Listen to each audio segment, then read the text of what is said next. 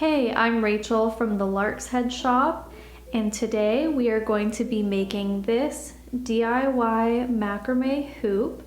This is a very beginner-friendly project. You're only going to need to know how to do 3 different knots, and if you do need help with those 3 knots, I have another video. It's called the 4 Basic Knots for Macrame, and I'll link that above in case you need a little help on that. But this is a very beginner-friendly project in general, and you're only gonna need a few things materials-wise. So you're obviously going to need a pair of sharp fabric scissors. That's number 1 thing for macrame, is a good sharp pair of scissors. You're going to need some measuring tape to measure out your cord. You're going to need a metal hoop. This one is a brass hoop. It's about 5.5 inches. You can use a slightly different size, but this is the one that I liked. And the last thing that you will need is some cord. So I grabbed 8 strands of 4mm rope, and I cut them each to about 70 inches long. So that's all we'll need. If you are ready, let's go ahead and get started on this project.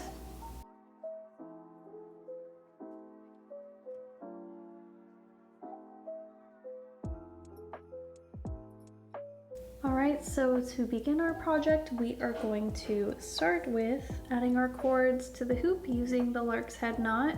So as always, we're going to fold our cords in half and then bring the string through the loop,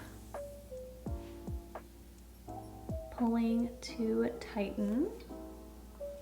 And I'm going to add all 8 cords to the hoop using the same method, just using the Lark's Head knot.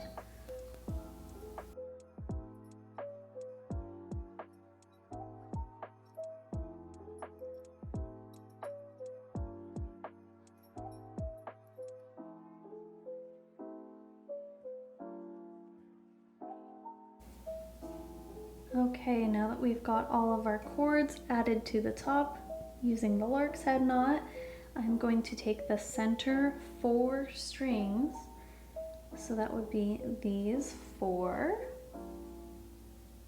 and I'm going to tie our first Lark's Head knot. So I'm going to leave a little bit of a gap, maybe about 1 inch before the start of the knot. So go ahead and tie that square knot.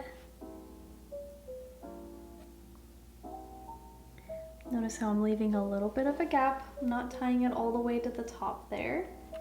And then completing our square knot. There we are. So now I'm going to keep on adding to this square knot. So we're actually going to be using a technique called the fishbone technique. And so in order to do this, I'm going to take my next 2 strings on either side. So I'm going to pull this string and then the next string on this side. Now we're going to create a new square knot using the same 2 center cords. So pull those center cords forward, and then we're going to tie a new square knot underneath the last one.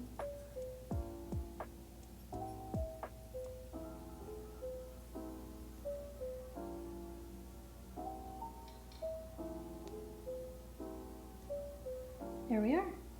Now we'll continue that process, so going out another cord and then out another cord, but still using those same 2 center strings, and then continue tying square knots until you have tied all of the strings.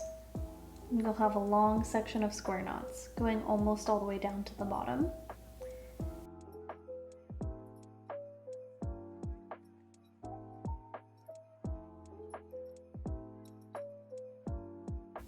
Okay, so we've finished all of our square knots. As you can see, there's a little gap at the top and a little gap at the bottom of the square knot.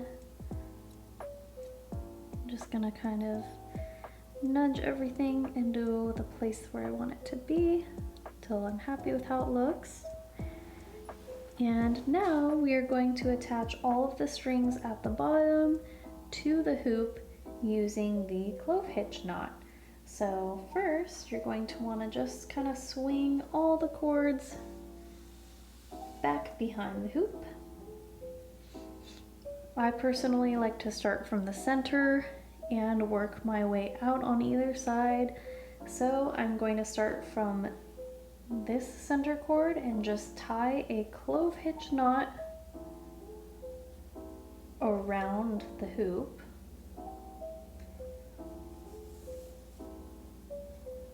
Pull it nice and tight. Make sure it is centered. You can always adjust it a little bit later though.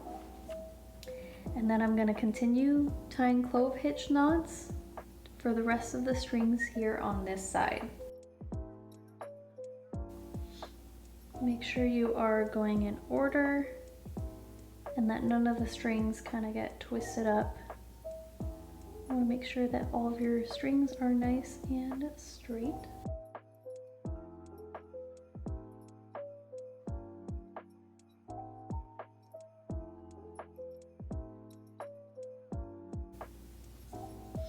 Okay, now you've got one half completed. We're just going to repeat the same thing with the other half and just make sure that you don't get your strings tangled up once again.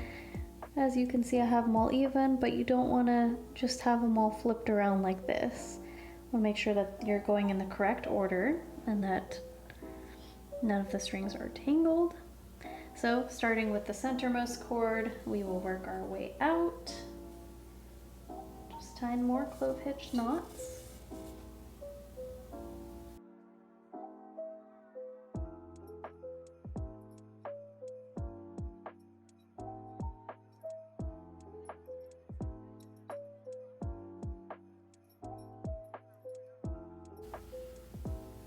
Okay, now you are done with all of the knotting for this piece, and all that's left to do now is go ahead and give it a nice little trim, and if you'd like, you can untwist the strings to create a more wavy looking fringe too.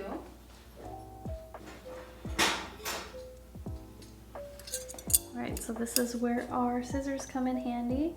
So for this one, I'm just gonna cut it nice and short so you can all see.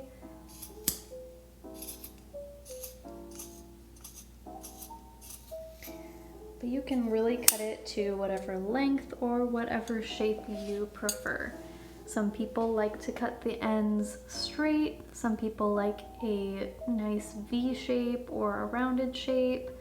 I'm gonna leave mine slightly rounded and I'm going to untwist each cord to create the wavy fringe. So to untwist for a 3-ply rope, what you'll do is you'll take the end of the cord and you'll kind of untwist it.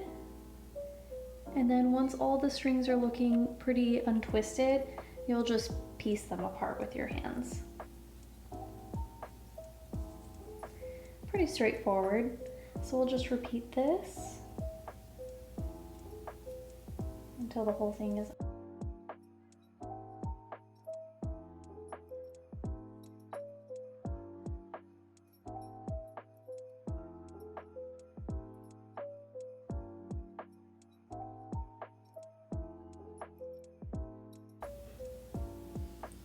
okay, and there you have it.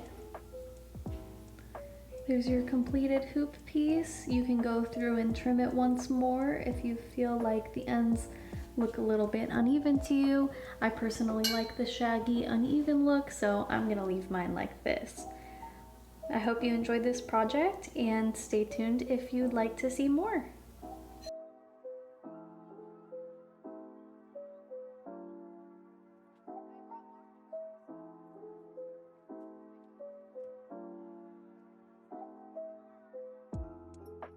Hey, thanks for joining today. If you liked this video, go ahead and give it a thumbs up. If you'd like to see more videos and tutorials, then you can hit the subscribe button, and you can also hit the notification bell if you'd like to be alerted every time I have a new video.